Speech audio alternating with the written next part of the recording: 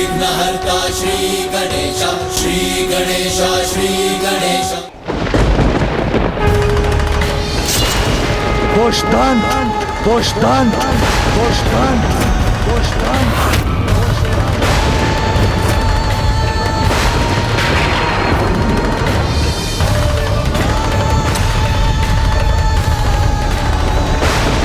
शुष्य सुखेशु कालेशु त्यागो अमृत निर्झरा। कहाँ सीखा तुमने? कहाँ सीखा तुमने? किसने बताया तुम्हें?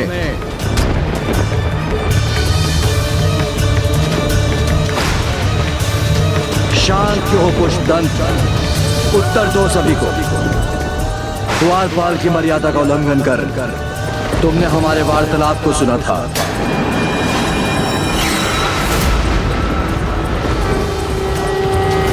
एकांत में दंपति की वार्तालाप को गुप्त रूप से सुनना पिशाचों का आचरण है। इसलिए मैं तुम्हें श्राप देता हूं कि तुम पिशाच बन जाओ, कि तुम पिशाच बन जाओ।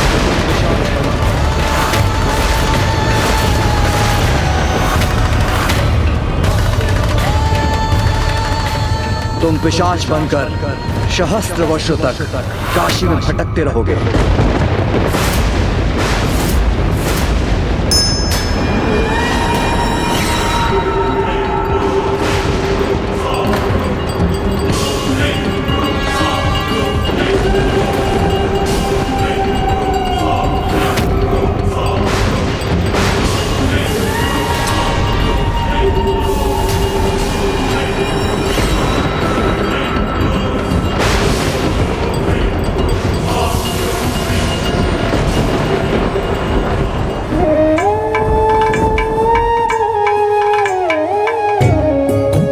पिताश्री प्रभु महादेव का ऐसा क्रोध सुना भर था।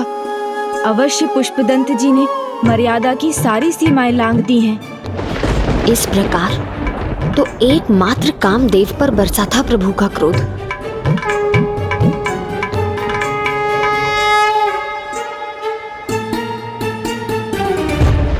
दया कीजिए प्रभु, दया कीजिए, क्षमा कर दीजिए। घोर पाप हुआ है उनसे, मैं जानती हूँ। क्षमा योग्य नहीं है वो, किंतु प्रथम भूल थी उनकी। इसलिए हे दया निधान, क्षमा कर दीजिए उन्हें। आगे से ऐसी भूल कभी नहीं होगी। क्षमा कर दीजिए प्रभु, क्षमा कर दीजिए, क्षमा कर दीजिए, क्षमा कर दीजिए।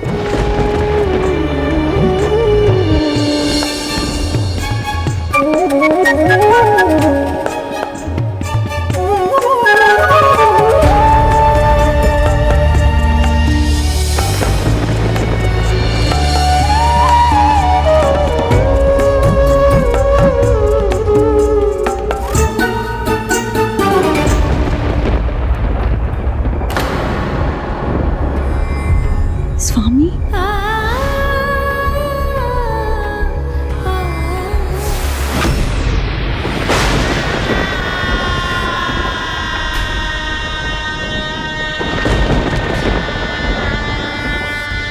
स्वामी, आपका निश्चल निर्मल स्वभाव सबकी हंसी और प्रसन्नता का कारण था।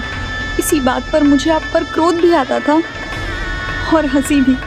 पर अब जब आप चले गए हैं तो मेरी हंसी भी आपके साथ चली जाएगी। एकमात्र आप ही तो थे स्वामी, मुझसे निस्वार्थ प्रेम करने वाले। अब आपके बिना मैं कैसे जीऊंगी?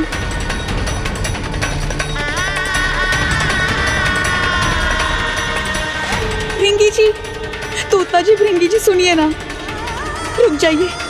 आप तो उन्हें जानते थे ना। ऐसा घोर पाप वो सामान्य स्थिति में कर सकते थे क्या? नहीं ना। आप बोलिए ना प्रभु से कि उन्हें क्षमा कर दें। मेरे स्वामी को क्षमा कर दें, कहिए ना। देवी, मैं जानता भी हूँ और समझता भी हूँ, किंतु प्रभु क्रोधाग्नि के आगे मैं कुछ नहीं कर सकता। क्षमा करें देवी, महादेव के इस क्रोधित अवस्था में उनके सामने जाने का मैं साहस भी नहीं कर सकता, और कैलाश में कोई अन्य भी उनके क्रोध का सामना करने का साहस नहीं करेगा।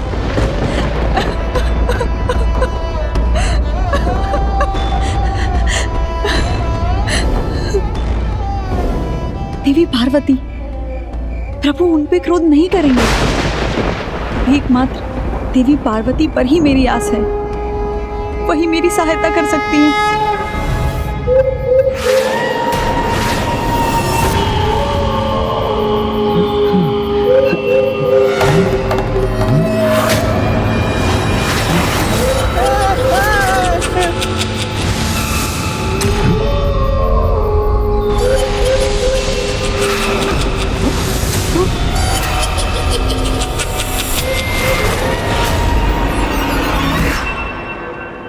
मेरे पति किस अवस्था में होंगे ये ज्ञात नहीं मुझे।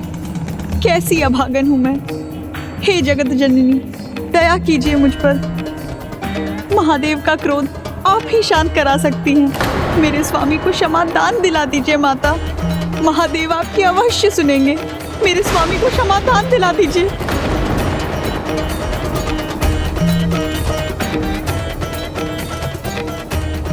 महादेव न तो दंड देते हैं और न ही क्षमा। वो तो केवल कर्मों का फल देते हैं, और कर्मों का फल तो व्यक्ति के स्वयं के हाथों में होता है। तो इस कर्म की दोषी तो मैं हुई। ना मैं उन पर श्रेष्ठता प्रमाणित करने का दबाव डालती और ना वो कुछ ऐसा करते। तो दंड तो मुझे मिलना चाहिए माँ, मुझे मिलना चाहिए।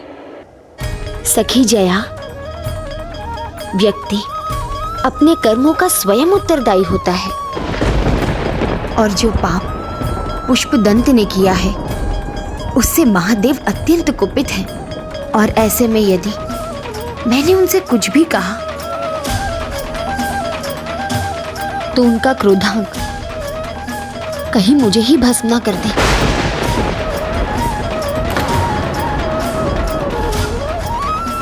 कहाँ जाए ये अभागन, किससे गुहार लगाए।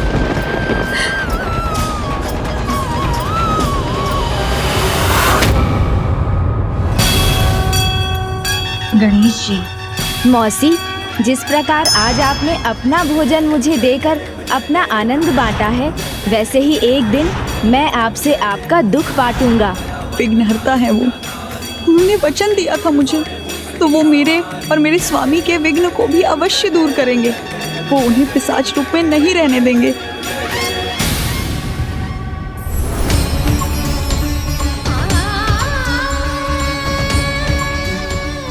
क्षमा करना सखी, तुमने पुत्र गणेश से आस लगाई है, किंतु अब वो चाहकर भी पुष्पदंत को पिशाच योनि से नहीं लौटा सकेगा।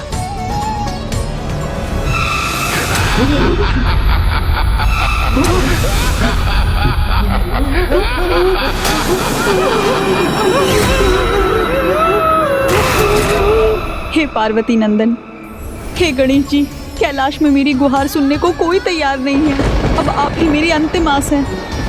मुझे निराश मत कीजिए। किंतु मौसी, मैं जानती हूँ उनसे पाप हुआ है, पर वो पाप का कारण मैं हूँ। यदि मैं उन पर क्रोध नहीं करती और उनसे बात करती तो वो कदापि ऐसा पाप नहीं करते। और अब तो उनसे तभी बात कर पाऊंगी जब आपकी कृपा होगी। किंतु मौसी, कृपा कीजिए गजानन। माता पार्वती ने भी मेरी प्रार्थना स्वीकार नहीं की है। जब माता ने सहायता नहीं की तो मैं कैसे? संसार के विघ्नहर्ता हैं आप, फिर भी आपके मुख से ना सुन रही हूँ।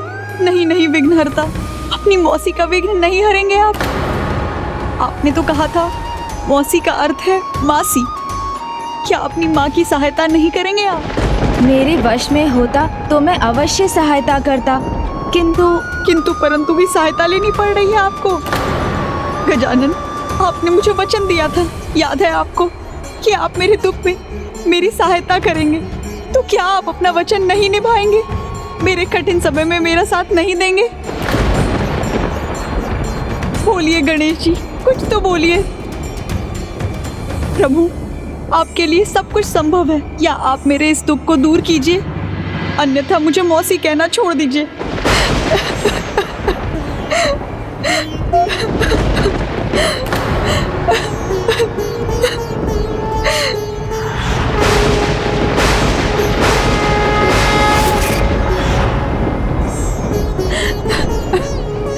मौसी,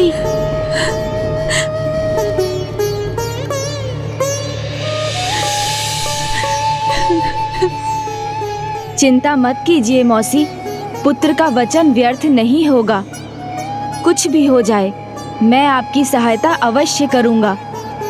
पिता श्री प्रभु महादेव से स्वयं याचना करूंगा। आपकी पीड़ा बांटने का वचन दिया था मैंने, इसीलिए अब मैं एक और वचन देता हूँ। आपके पति पुष्पदंत जी को पिशाच योनि से अवश्य लौटा कर लाऊंगा। फिर भले ही इसके लिए मुझे पिताश्री के क्रोध का ही सामना क्यों ना करना पड़े।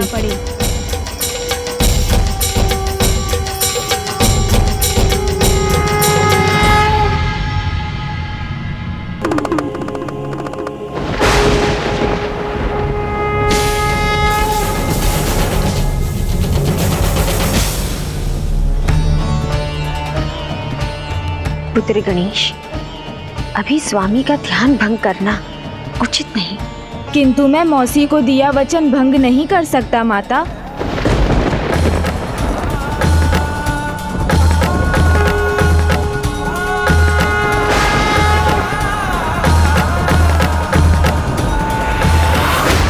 स्वामी का क्रोध अभी शांत नहीं हुआ है। पिताश्री को कदाचित मेरे आगमन और उद्देश्य दोनों का ही आभास हो गया।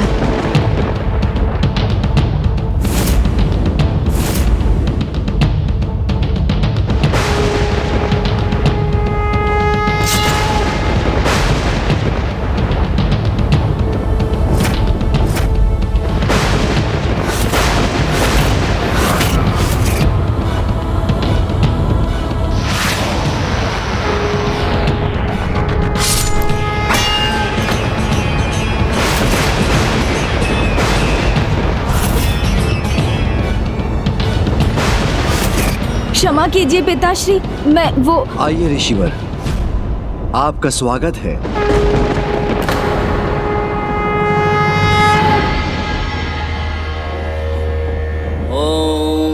त्र्यम्बकं यजामहे सुगन्धिं पुष्टिवर्धनम्। स्वामी ऋषि मार्तंडेय के स्वागत के लिए उठे हैं, पुत्र गणेश को दंडित करने के लिए नहीं। प्रणाम माता। हर हर महादेव। प्रणाम प्रभु। नहीं ऋषिवर, आप जैसे भक्त तो मेरे हृदय के निकट होने चाहिए।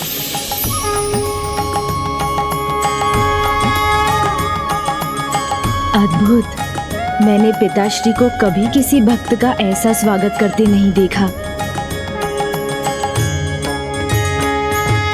मैं धन्य हो गया प्रभु। आपका स्वागत है कैलाश में। स्वयं अपने हाथों से आसन बिछा रहे हैं प्रभु। भक्त और भगवान का ऐसा अनूठा मिलन मैंने कभी नहीं देखा। हाँ पुत्र, जो भक्त प्रभु को अत्यंत प्रिय है, उनके स्वागत के लिए इतना ही सम्मान करते हैं भोलेनाथ। प्रिय, ऋषि मार्कंडेय पधारे हैं। पकवान और फल से इनका स्वागत कीजिए। भक्ति भाव से यहाँ आया हूँ प्रभु। आपकी सेवा करना मेरा धर्म है, मेरा कर्तव्य है, मेरा प्रिय कर्म है।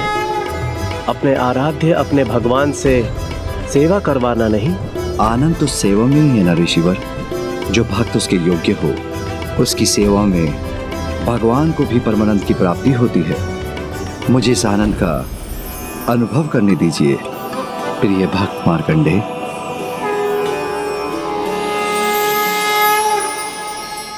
लीजिए स्वामी।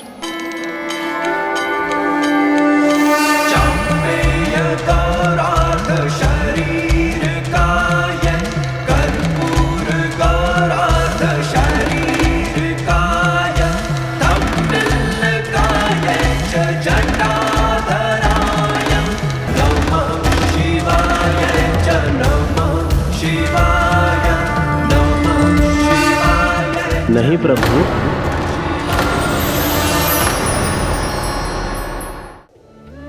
अपने भक्त को अपनी मर्यादा में रहने दीजिए।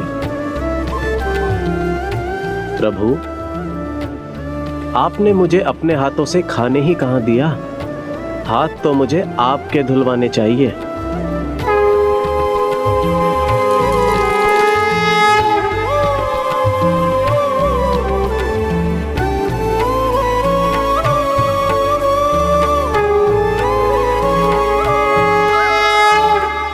मैं धन्य हुआ प्रभु। अब अपने इस भक्त को अपने भगवान की सेवा का परम आनंद प्राप्त करने दीजिए।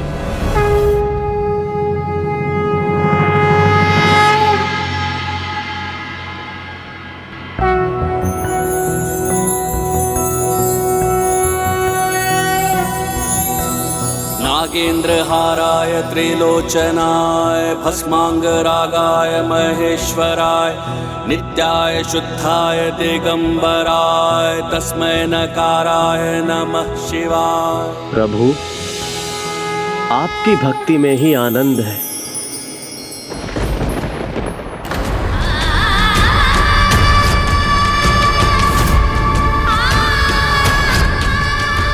भक्ति की मर्यादा भंग कर कैसी भूल कर दी स्वामी ने कि उनके ही आराध्य ने अपने परम भक्त को स्वयं से दूर कर दिया। मुझे आज्ञा दीजिए प्रभु।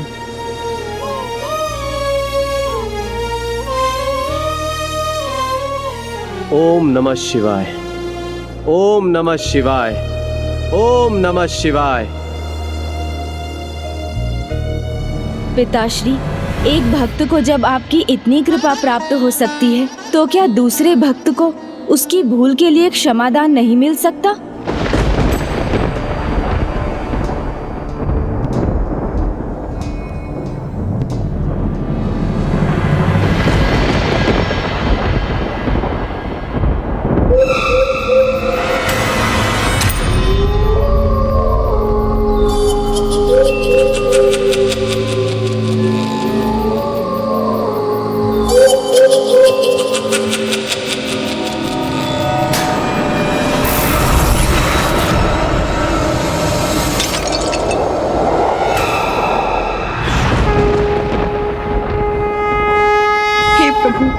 पार्वती नंदन की प्रार्थना स्वीकार कर लीजिए।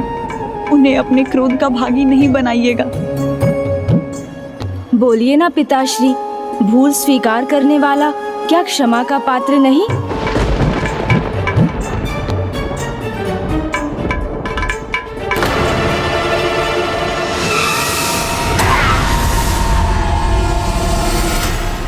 किसी महापापी को भी सुधरने का एक अवसर मिलता है पिताश्री, तो फिर एक भक्त को अपनी भूल सुधारने का अवसर क्यों नहीं मिल सकता?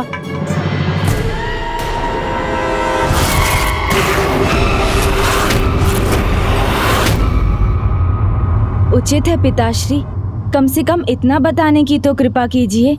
कैसे क्षमा मिलेगी उन्हें? आपके शाप से मुक्ति कैसे पा सकते हैं वो?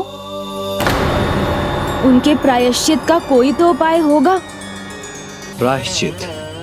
जिसे मर्यादा का ज्ञान ही नहीं, वो भला क्या प्रायश्चित करेगा? जो भक्त मर्यादा का महत्व समझता है, उसका महत्व भगवान से कहीं अधिक होता है। ऐसे महान भक्तों पर भगवान स्वयं न्यौछावर रहते हैं, और जो भक्त मर्यादा को भूल जाए, वो भक्त ही नहीं कहलाया जा सकता। एक और भक्त मार्कंडे हैं, जिन्होंने स्वयं मुझसे सत्कार पाकर भी अपनी मर्यादा नहीं भूली, और दूसरी ओर वो है जो एक पद की मर्यादा भी नहीं निभा सका। किंतु गणेश, यदि उसकी सहायता करनी है तो उसे सर्वप्रथम ये समझाओ कि भक्ति की मर्यादा क्या होती है। गणेश, पुष्पदंत को कुछ सिखाना ही है तो भक्ति का वास्तविक अर्थ समझाओ उसे।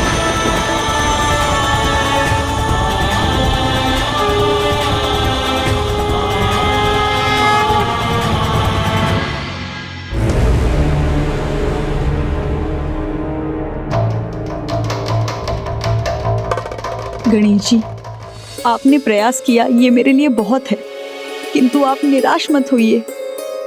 निराश नहीं हूँ, पिताश्री के वचनों ने मेरी आशा जगा दी है।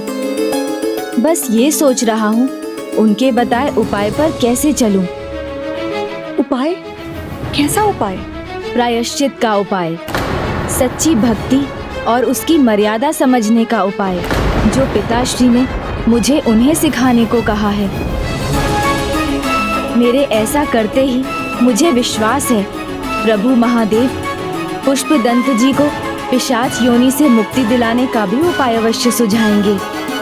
किंतु उसके लिए सर्वप्रथम मुझे पुष्पदंत जी को ढूंढना होगा।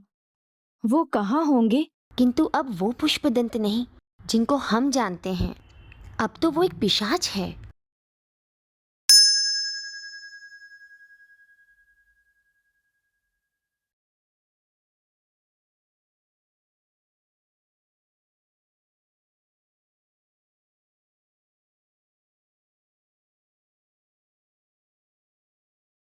जीवन में यदि मर्यादा का संस्कार ना हो तो पतन निश्चित है।